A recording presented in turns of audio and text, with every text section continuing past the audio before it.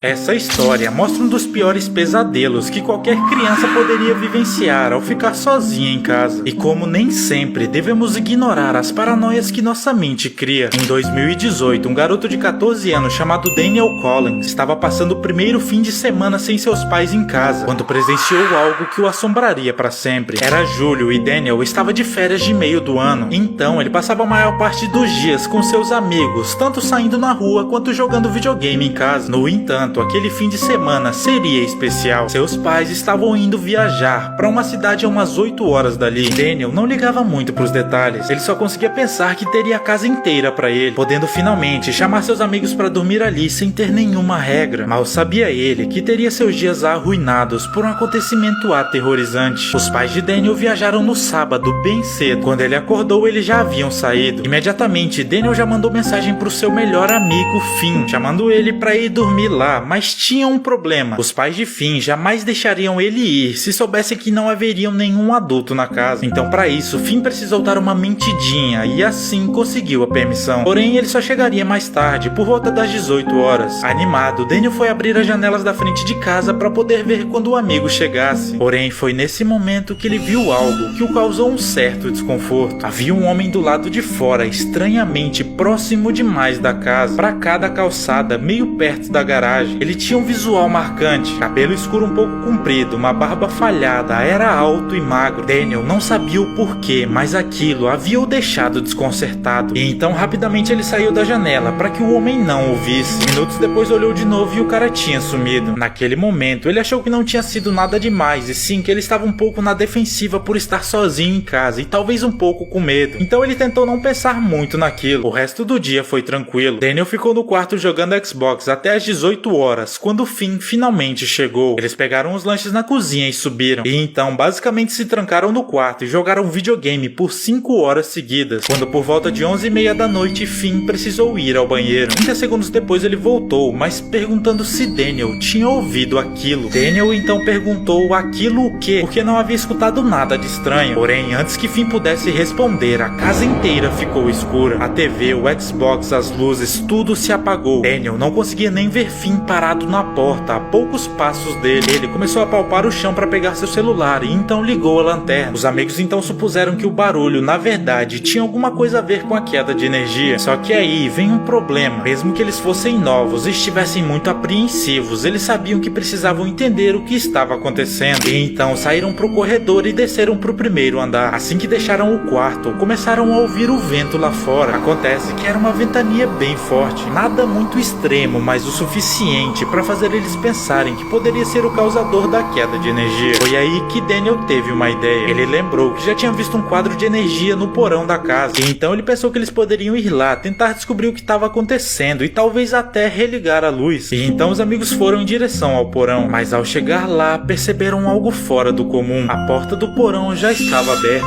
Isso era muito estranho, já que aquele local era usado só para guardar coisas aleatórias sem muita utilidade e tralhas. Então quase nunca alguém descia lá, porque a porta estaria aberta. Foi aí que logo Daniel pensou. Como seus pais haviam viajado, talvez eles tivessem ido lá pegar alguma mala velha ou algo assim antes de sair. Isso fazia muito sentido, então eles ficaram mais tranquilos e prosseguiram. Eles desceram os degraus de madeira rangendo até o fim do porão. E ali estava realmente a pura escuridão. Qualquer coisa fora do foco da lanterna virava um breu total. Rapidamente Daniel localizou o quadro de energia e então eles foram até lá. Porém, chegando mais perto, viram que estranhamente a porta do painel já estava aberta. Os amigos não sabiam nem o que pensar sobre aquilo. Finn então deu uma olhada nos disjuntores. Dava pra ver que ele também estava nervoso para mexer em qualquer coisa. No entanto, aquilo não parecia algo difícil de resolver, já que com uma olhada rápida perceberam que o disjuntor principal era o único virado para o lado oposto de todos os outros, significando que provavelmente estava desligado. Os amigos não tinham certeza, mas não custava nada tentar. Então, depois de hesitar por um tempo, Finn finalmente virou o disjuntor para o outro lado. E na hora começaram bips baixos e ruídos de inicialização vindo dos aparelhos do andar de cima, aqueles clássicos barulhos de quando a energia volta. Porém, o porão continuava escuro. Isso era de se esperar, já que como estava sem energia na hora que os amigos desceram até lá, eles nem tentaram acender as luzes. Porém, o que aconteceu em seguida, ninguém jamais poderia imaginar. Resolvida a queda de energia, os amigos ficaram aliviados e começaram a voltar rumo às escadas, quando ouviram algo que fez o sangue dos dois congelar.